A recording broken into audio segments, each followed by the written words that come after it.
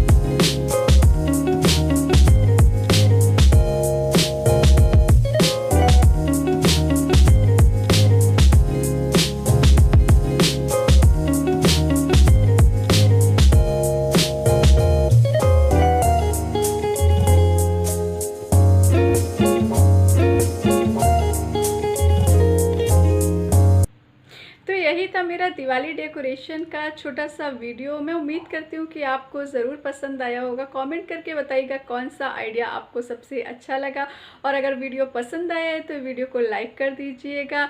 इसे अपने फैमिली और फ्रेंड्स के साथ शेयर करिए, जिससे कि वो लोग भी इन आइडियाज़ को ऐसे अपने घर को सजा सके। मैं आप लोगों से मिलूँगी नेक्स्ट वीडियो में। अगर आप मेरे चैनल पर नए हैं तो चैनल को सब्सक्राइब कर लीजिएगा और बेल बटन को ज़रूर प्रेस कीजिएगा। Bye bye and take care. Thank you for watching this video.